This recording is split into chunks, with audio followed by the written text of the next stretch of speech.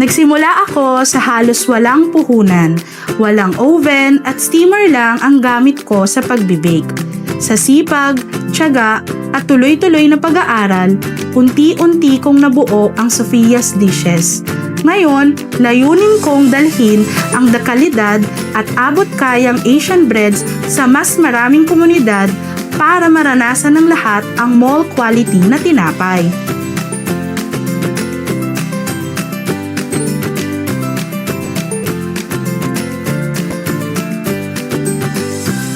Ako po si Cristina Dioba, alamin ang istorya ng Sophia's Dishes dito sa Mini Gosyo.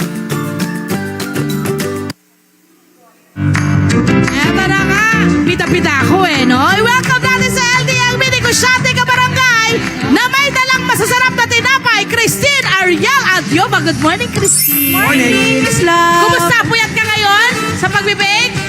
Okay lang po. Okay. Meron ka na mga baker ngayon? Actually, ako pa rin po. Ikaw pa rin. Opo. Wow. Nag-umpisa siyang mag-bake ng cakes. Correct. Tapos napunta rito sa mga iba't ibang business. Oo nga, napakahusay. Diyan naman talaga mag-upisa kasi mag-experiment ka na eh. Yes. Kasi I'm sure may mga kliyente ka na uy, baka naman may tinapay ka dyan. Ganyan ba? Opo, totoo Magkano po yung yun. inumpisahan mong Actually, ang puhunan ko po talaga dyan is yung raw ingredients lang, yung raw materials lang. Nasa 2,000 lang. 2,000 pesos? Opo. Ano yung mga pinili mo sa 2,000 pesos Ano ngayon? po, harina, asukal, cocoa, Sugar.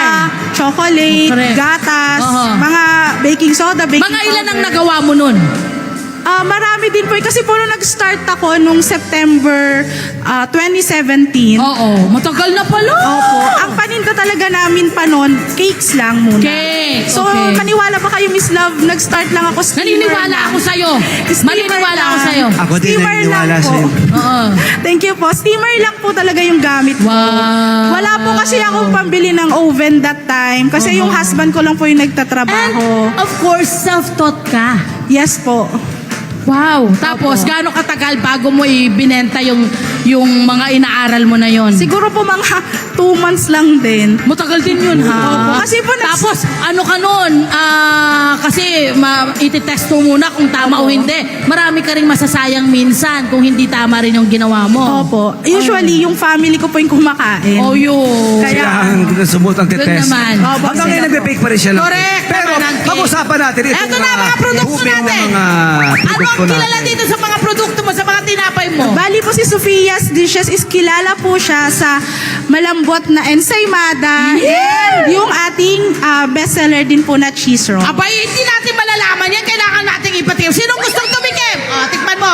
Tikman mo ngayon din kasi gusto namin malaman mula sa'yo. Anong meron dito sa iyong special na ensaymada? Syempre, una-una pagmamahal. Oh! Yan. Kasi hindi sasarap yung mga ginagawa natin, mapaluto man yan, or Sige, mapabake agad pa, yan, agad kung pa. wala siyang pagmamahal. Tama.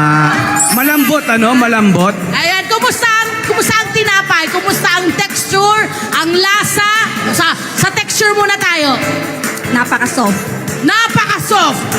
Kailangan namin malaman yata yung pagiging soft niya na. Tapos, kumusta po yung mga topping na nakapaloob or nakaipaimbabaw dyan sa tinapay?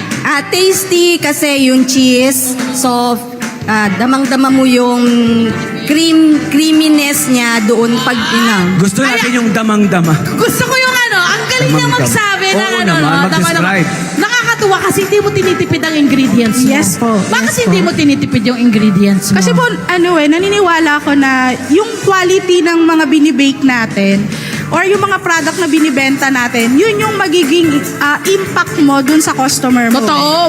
Tsaka sila mismo ang magiging marketer mo. Yes po. Uy, masarap yung nila Opo. dun. Okay. Eto naman ang susunod. Etong ating cheese roll. Ayan, cheese roll. Sino gusto tumikim ng cheese roll? Ikaw. Sige, ikaw. Dinaan sa tangkad. Tikman mo, te. Dinaan sa tangkad. Kinabahan ako eh. Ako.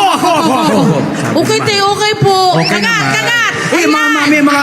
Ang lambot, ha? Ang mga nanay ang totoong critic. Tsaka ang lambot niya.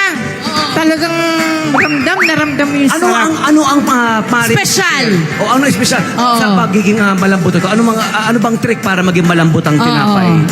Unang-una po talaga, premium ingredients yung Tama. Tama. Kasi pwede tayong mag-increase ng price ng paninda natin, pero ibibigay rin natin yung quality na Tama. deserve. Oo.